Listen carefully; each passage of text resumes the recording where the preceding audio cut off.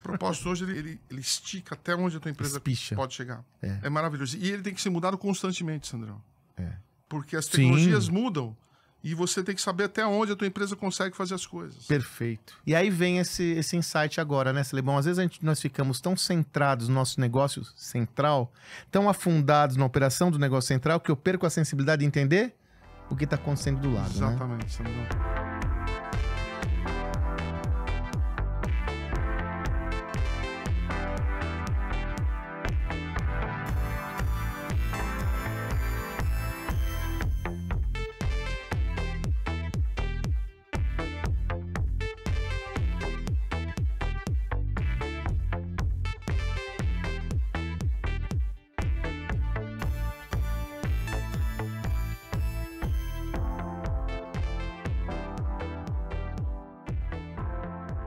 Olá, eu sou o Sandro Magaldi. E eu, José Salib Neto, Salibão.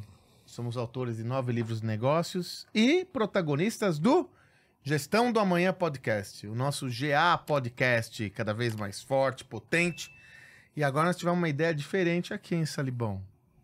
Vamos falar a história da neve que derrete pelas bordas. Pois é. Diferente esse treco, né? Pois é, coisas que já começam a acontecer lá na frente, né? Que as pessoas não levam a sério, né? Exatamente. E no final do dia, com o vulcão, pá! Quem me ensinou da neve derrete pelas bordas, Salibão?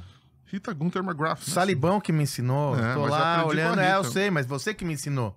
A gente tava escrevendo livro de estratégia, estratégia adaptativa, e você falou sobre o livro da Rita Gunther McGrath, que a gente vai falar lá no final. Falei, pô, Sandro, aqui tem uma tese legal para mostrar o conceito de ecossistema. O conceito de ecossistema, porque essa história da neve derrete pela borda é o entendimento de que, além da cadeia de valor, eu tenho um ecossistema muito mais ampliado de negócio. E as empresas que estão sendo vitoriosas hoje são as empresas que entendem todo o poder do seu ecossistema e conseguem capturar mais valor do que quando eram simples protagonistas de cadeias de valor. Parece complicado, né? Mas não é não.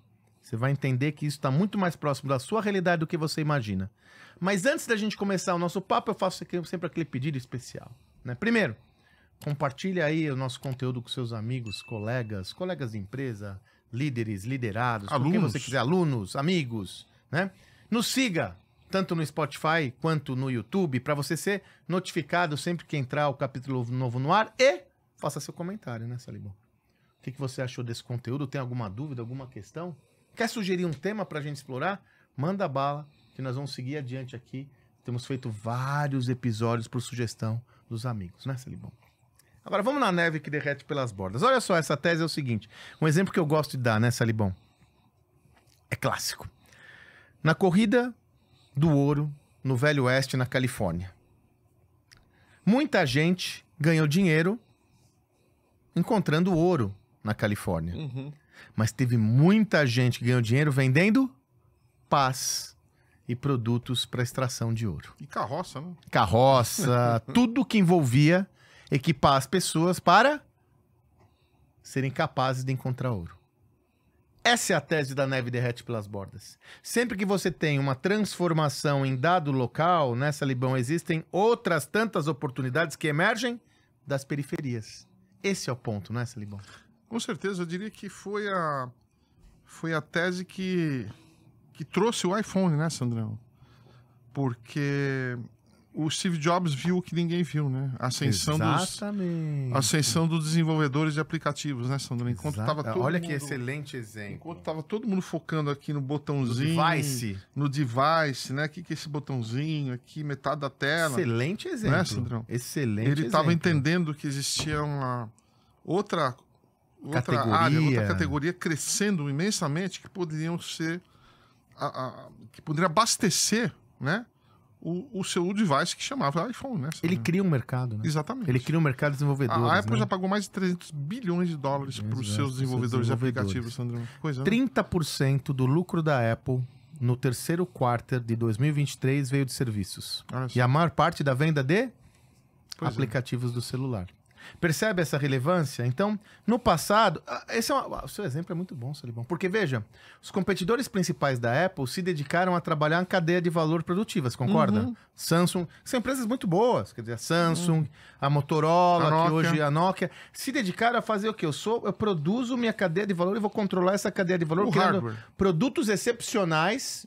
A que sobrou, que é a Samsung, tem produtos incríveis, mas ela não captura valor da borda. A Samsung, por exemplo, quem captura o valor da borda da Samsung? O Google, com o sistema Android. Você concorda? A Apple entendeu essa lógica toda, e é isso que a gente quer trazer para vocês. A importância de adotar uma visão sistêmica. O que é visão sistêmica? Olhar o todo. A partir do comportamento do cliente ou dos clientes, entender como você consegue realizar ou atender as demandas desse cliente olhando outras proposições de uma forma muito expandida. Quando a Apple, Steve Jobs, olha isso e fala, peraí, as pessoas vão usar cada vez mais o celular para resolver problemas em geral. Para isso, eles vão precisar de aplicativos. Eu tenho aqui um mercado de desenvolvedores de aplicativos. Que tal eu fazer a estrutura para os desenvolvedores virem aqui e venderem seus serviços, seus produtos, seus aplicativos para os meus clientes? E a cada venda que aconteceu, eu catraco 30%. Ganho dinheiro dormindo, como diz meu amigo Romeu Bussarello, né? Eu crio uma plataforma. Percebe que o conceito de neve derrete pelas bordas, Salibão? Ele conversa com o conceito de plataforma, né? Ah, com certeza, né? A gente viu a questão dos... da própria... O case da Kodak é interessante, porque a maior parte das pessoas não entendem exatamente o que aconteceu, né? Eu me aprofundei nisso, né? Tá. E o que aconteceu? Quando eles inventaram a tecnologia digital, o vice-presidente de pesquisa, que foi apresentar para o presidente da empresa, né? Ele apresentou um aparelhão, um trambolhão, e o presidente perguntou, mas o que faz isso, né? Ele fala assim, olha, isso aqui você consegue projetar imagens numa tela. E o presidente da Kodak fala assim, nossa, mas se acontecer isso, como é que nós vamos vender nossos filmes? Aborta essa coisa, né? E a segunda, mas o que mais faz? Imprime fotos de uma maneira perfeita. Aí isso eu gostei. Nosso filme, metade das vendas da nossa... São filmes. São filmes, né? Esse eu gostei. O que ele não viu? As bordas. A emergência das redes sociais, Sandrão. Dos celulares, Facebook, das redes sociais. Facebook, esse é o verdadeiro Instagram. competidor. Então, assim, né? Tem um livro, talvez o maior expert nessa área de ecossistemas hoje, da parte acadêmica, que chama-se Ron Adner. Inclusive, ele está aqui hoje na Expo, né, na HSM Expo. Eu recomendei para eles. Ele é um professor da Tuck School of Business, né, e ele escreveu 2 livros fantásticos. Né? Um chamado Widelands, né, enxergando de uma maneira mais ampla, expandida, né, tipo widescreen, né? E outro, Competing in the Right Game, né? Então, competindo no negócio certo. Competindo jogando o jogo certo. Jogando o jogo certo. Né? Então, enquanto a Kodak estava jogando o jogo de filme, estava acontecendo um outro jogo na borda. Olha as adjacências. Né? O que estava acontecendo um outro jogo na borda. Quer ver uma coisa que está acontecendo exatamente agora que é incrível, Salibão? Nós conversamos sobre isso. Conversamos, né? Conversamos virtualmente. Todo dia, né? Às 6 da manhã. Eu converso mais com o Sandro que a minha esposa. Eu lembro que eu estava jantando um japonês em Belo Horizonte, quando eu estudei esse material. Falei, eu preciso dividir com o Salibão. Era umas 8h30 da noite. Eu estava estudando o resultado da Amazon no terceiro trimestre de 2023. Surpreendentemente, o resultado da Amazon Web Service bombou. Aumentou muito. E foi uma surpresa para o mercado de analistas. Ninguém estava esperando esse crescimento. Por quê? Porque nesse negócio de cloud computing, a Amazon com a AWS é líder em contest. Por que cresceu o resultado da AWS nesse último trimestre? Inteligência artificial. As empresas estão optando por desenvolver suas aplicações de inteligência artificial em company, porque como é algo estratégico, eu quero ter o domínio disso. Para eu desenvolver uma aplicação de inteligência artificial, eu preciso do quê? Infraestrutura. De quem eu compro? Da AWS. As ações da Amazon nesse terceiro trimestre subiram incrivelmente. Porque o que o mercado começou a olhar, Salibão? Nós estamos no começo da onda da inteligência artificial. As pessoas vão precisar mais ou menos, as empresas vão precisar mais ou menos de estrutura.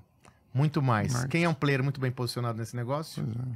Olha a importância de você olhar a adjacência, e a Amazon rapidamente desenvolveu produtos para inteligência artificial. Então, igual o Velho Oeste, a Amazon vai ganhar dinheiro na inteligência artificial não tendo apenas uma aplicação de inteligência artificial, mas vendendo para quem está desenvolvendo a aplicação.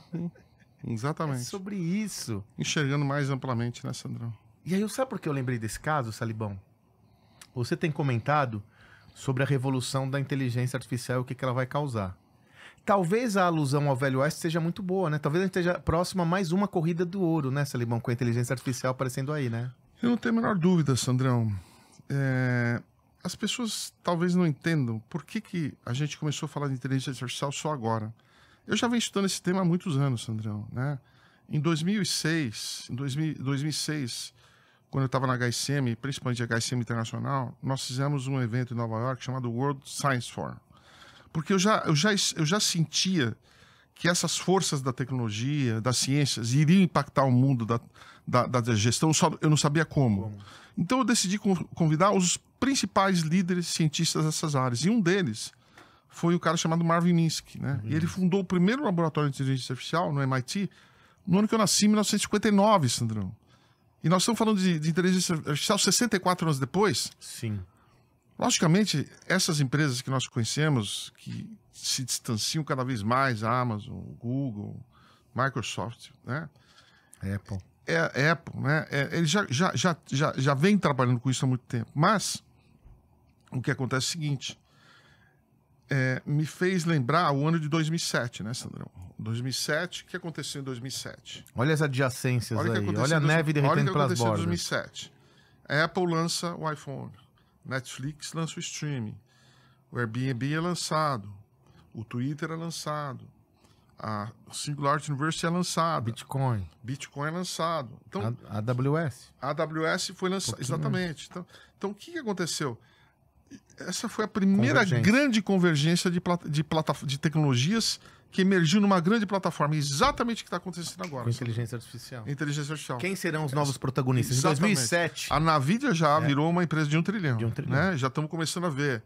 A própria Shein já vai ser lançado ao mercado com um valuation de 90 bilhões. Sandrão, o valuation da GE, Sandrão. E essa empresa Shein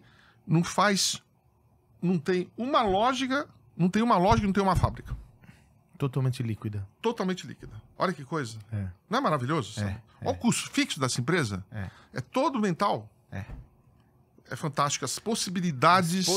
O que você está trazendo é o seguinte. A convergência de tecnologias que culminou com 2007, que surgiram grandes players, surgiu em 2007.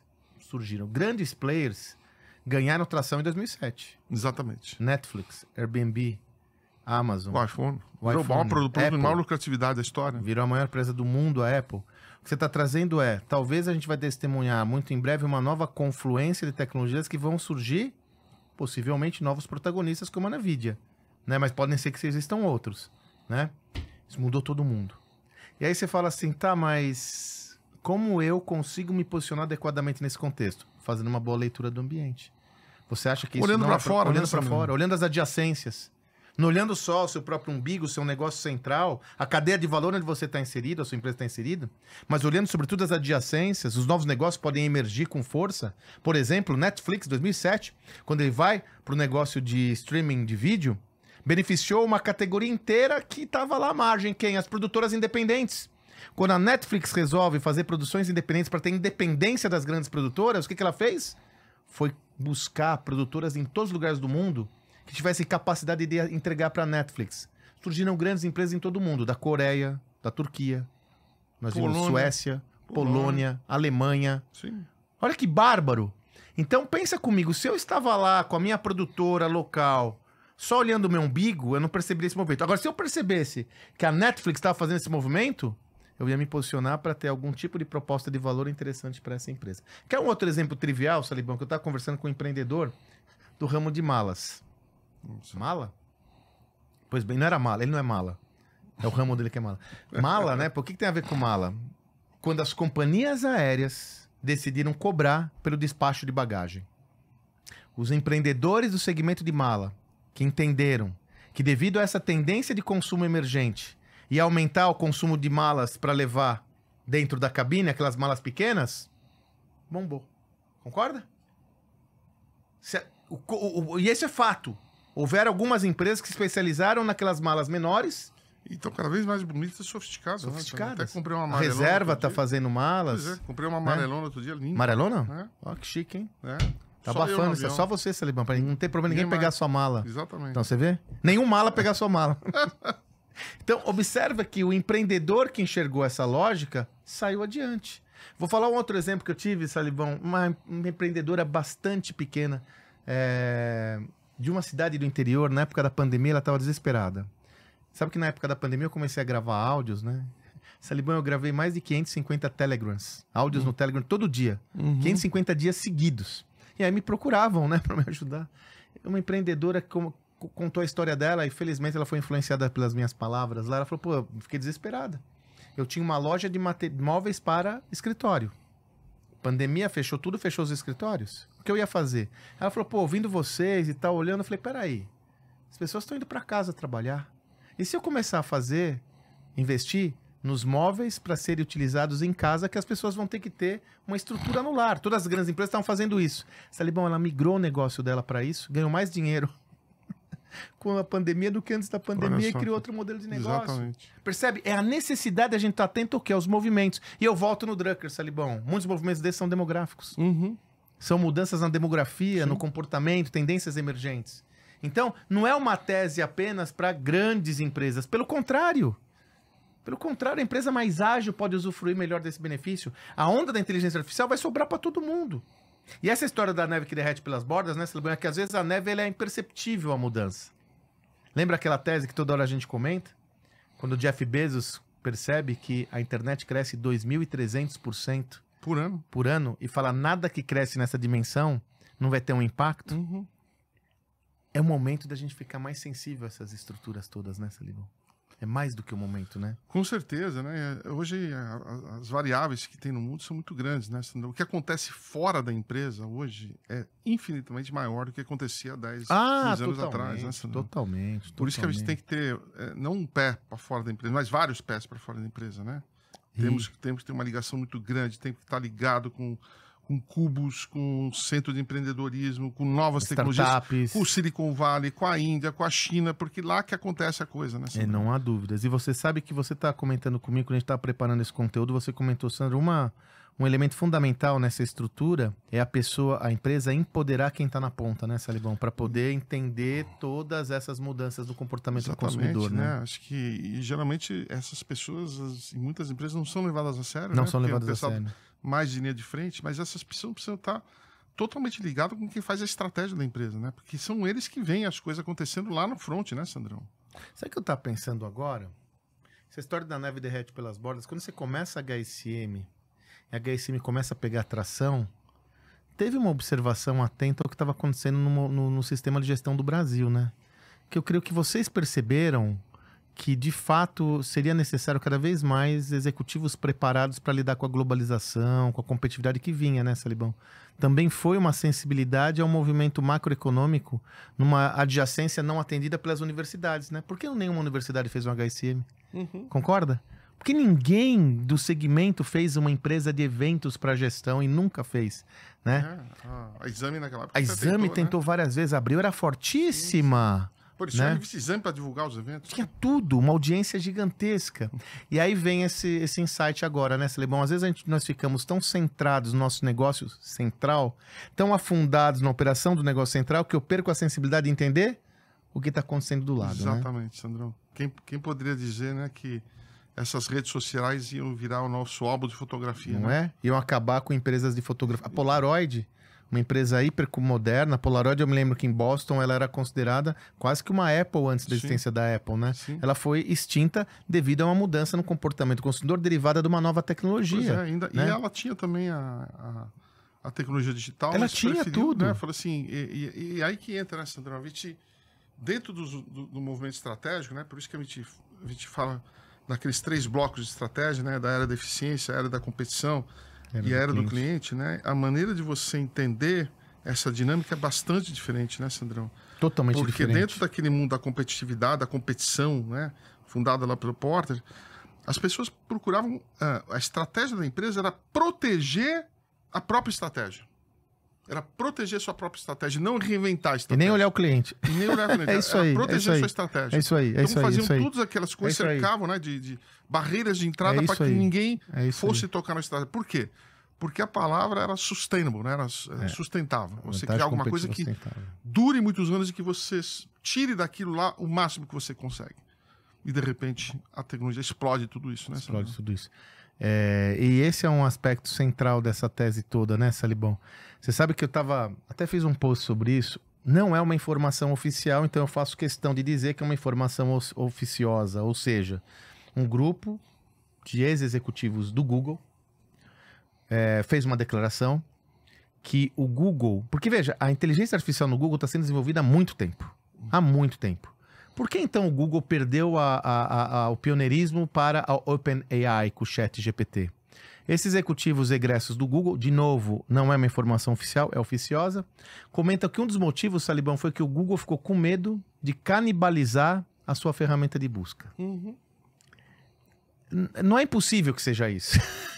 É possível que seja isso, porque, veja, a minha fortaleza é tão grande que às vezes, mesmo uma empresa como o Google tem insegurança de colocar em risco a minha principal fonte de riqueza ou de geração de receita. Só que é o seguinte, se eu não fizer, alguém vai fazer.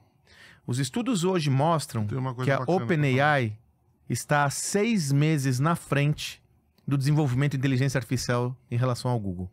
6 meses na frente, num desenvolvimento de tecnologia de ponta, remete a uma vantagem competitiva brutal. Como o Salibão falou, não dá para parar. Ela não pode parar. Mas 6 meses de ponta, para tirar essa diferença, no mundo de hoje... No mundo de hoje são 60 anos, né? É coisa de cachorro, né? Aquela idade de cachorro, né? Vale 7 anos cada um. Por que será que o Google, né, não saiu à frente, já que ele tinha a tecnologia? Eu tenho uns insights aí, Sandrão. Eu tenho estudado muito a questão do propósito sobre diferentes ângulos. Não só propósito para ter alguma coisa que a sua empresa faz bem para a sociedade, mas no sentido da própria expansão dos negócios, das possibilidades da empresa, né? Se você pegar bem, ver o propósito do Google, até hoje não foi mudado. Né? Até hoje não foi transformado. Organizar toda a informação do mundo. Até hoje não foi mudado. E aí, como é que você organiza toda a informação do mundo? Com o mecanismo de busca. Não sei se você concorda ou não. Interessante, né? Isso é verdade, Salibão. E aí, você pega a própria Microsoft, que em 2014, quando o Satya Nadella entrou, qual era o propósito da Microsoft? Um computador em cada mesa, em cada lar. E ele entende que a gente está vivendo numa outra época e ele precisa reinventar esse propósito para fazer com que a empresa inteira expanda o seu pensamento. Ou seja, empoderar toda a organização do planeta e toda pessoa a realizar mais. Essa, para mim, é a visão principal. Ela mudou o propósito. Porque eu fiquei me perguntando por que não foi o Google e foi uma startup do lado, que era uma non-profit, que saiu na frente. Interessante, eu digo que eu gostei disso, Salibão. Esses propósitos, quando não são muito alinhados com a sociedade, uma âncora. Com o mundo que a gente está... É uma âncora. Foi o que aconteceu. Imagina se o Hubert Joly, da Best Buy, não tivesse mudado o propósito da Best Buy. Ou seja, enriquecer a vida das pessoas através da tecnologia. Imagina se ele mantesse, não, nosso propósito é ser o maior varejista de tecnologia do mundo. Olha a diferença. Acabou. Não é uma ideia. Numa linha você mata a empresa. E você, quando fala, é interessante sua tese, porque quando você fala organizar toda a informação do mundo, a inteligência artificial vai além de organizar muito toda a informação do mundo. Ela traz insights, ela traz estrutura. Eu gosto muito daquele slide que você usa da inteligência artificial, ou as tecnologias vão mega self, né? Que você comenta, vão expandir a capacidade de cada indivíduo, né? O computador, né? Como já dizia, quando lançaram, a Apple lançou o computador pessoal, todo mundo falou assim, e as secretárias? O que vai acontecer com a secretária? Ele fala, não, pessoal, vocês não estão entendendo. O computador é uma extensão, é uma versão melhor de você mesmo. E a inteligência artificial é uma versão mega de você mesmo. Um mega self. Um mega self. Faz você se potencializar. Que vai além de organizar as informações do mundo. Vai muito mais, né? Eu acho que... E olha, eu validei isso com algumas... tem uma molecada de tecnologia, todos eles falaram que estava certo, Samuel. Todos eles, porque eu fiquei intrigado, né? Como é intrigante, esses dois... cara. Como esses dois... esses dois propósitos Porque o propósito sempre foi encarado como uma coisa bonita da empresa. Isso. E não como uma extensão de possibilidades, de abrir a cabeça das pessoas. Mas aí eu vou te falar que a gente tem feito essas reflexões estratégicas em empresas que nos contratam para fazer isso. Por isso, Salibão, que a gente sempre trabalha o seguinte: o propósito como ideia inspiradora. Mas eu tenho que ter uma visão de negócio para aterrissar. Exatamente. Eu tenho que ter uma visão de negócio ambiciosa, que una todos em prol do objetivo comum, mas que dê concretude. Porque se eu não tiver concretude, às vezes o propósito leva a organização para um lado e o negócio leva para o outro. A gente tem que compatibilizar esses dois vetores, né? Da transformação que tenha um potencial massivo de realmente mobilizar um universo importante de pessoas e estruturas, né? Então, essa visão, quando não bem enunciada, ela vai ser uma alavanca, uma âncora. Pois é. Na Microsoft foi isso. Quer dizer, se você pegar toda aquela leitura que a gente estudou pro nosso livro, Estratégia, a Microsoft perdeu a carona do celular, perdeu a carona da internet, ficou brigando lá com o Netscape, não entendeu essa lógica, porque ela estava presa a um propósito específico, né? De todo computador em cada mesa. Quer dizer, o computador em cada mesa não combina com o celular, você concorda? O propósito hoje, ele estica até onde a tua empresa pode chegar. É maravilhoso. E ele tem que ser mudado constantemente, Sandrão. Porque as tecnologias mudam. E você tem que saber até onde a tua empresa consegue fazer as coisas. Perfeito. Perfeito. Fantástico, né? Muito legal. E aí vem, esse propósito, ele comporta essa visão de ecossistema que amplia o alcance da minha visão e aí trabalha justamente essa lógica da neve derretendo pelas bordas com possibilidades de novos canais e fluxos de geração de caixa. O fato é que tem muita coisa boa acontecendo e vai acontecer nessa Libão. Pra gente estudar, cara, não vai faltar casa pra gente escrever, não vai faltar tese, cara. Isso é diferente do passado, viu, Salibão? Verdade. Porque o passado a gente tinha estruturas muito estamentadas, né? Muito chatas até, cara. Boring. Era o mundo da execução. Né? Eu lembro que durante muitos anos, né, eu comecei a receber pedidos mais de pessoas de tecnologia e menos de gente de gestão, e eu voltava para minha turma da gestão, que eram mais acadêmicos, pessoal lá de Harvard, Stanford e tal. E o pessoal falando, esse modelo aqui que nós desenvolvemos, esse framework vai durar vários anos. Não vai mudar. Mal sabiam eles o que estava acontecendo, né? Morreu. Salibão, a neve derrete pelas bordas. Então vamos lá. Muita gente ganhou dinheiro no Velho Oeste com ouro, mas mais ainda, pessoas ganharam vendendo pás e picaretas. Você está em qual negócio? Você pega a Nvidia, por exemplo, ele vende um chip específico para inteligência artificial. Olha que coisa. E você sabe a história da Nvidia, né? Que a gente deve escrever já, né? Ele é oriundo do mercado de games. Olha só. A história da Nvidia é ótima, Salibão, porque ele criou chips para o mercado de games e quando eles enxergam a inteligência artificial e observam que seria necessário uma capacidade de processamento maior para a inteligência artificial, ele é o primeiro a migrar o negócio dele. Então percebe que, de novo, é uma adjacência. Ele tava lá um negócio de chip para games, ele olha a inteligência artificial e fala, pera aí que eu vou para cá, até porque a inteligência artificial já estava dentro do game. Então ele olhou a adjacência e migrou rapidamente, hoje é um grande player. Um grande player. Muito legal. De falar disso aqui é uma delícia, né? É uma delícia. Muito legal. E esperamos trazer para vocês muitos insights, que vocês possam olhar o mundo com os outros olhos, né, Salibão? Essa é a nossa ideia. Lentes abertas, wide lens, né? Wide lens. Lentes amplas. Que é o...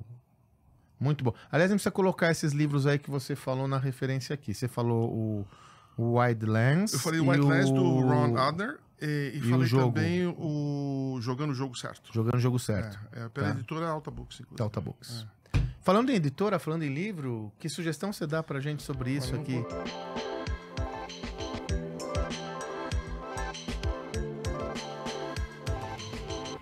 Ter um livro melhor. Esse livro não está em português. Editoras brasileiras, por favor. E vou te falar uma coisa, Salibão. Eles traduziram o Fim da Vantagem Competitiva da Rita Gunther McGrath e esse daqui para mim é melhor. Pois é. A Rita Gunther McGrath, eu brinco que ela é hoje a principal pensadora em estratégia no mundo, depois do Sandrão e do Salibão. Né? Né, Sandrão? O pessoal morre de rir, né? Mas ela é fantástica, Gurua. Muito querida. Ela teve no palco da HSM, aliás, quem não teve, né, Sandrão? E ela escreveu um livro, O Fim da Vantagem Competitiva, que inspirou o nosso pensamento, né? Muito.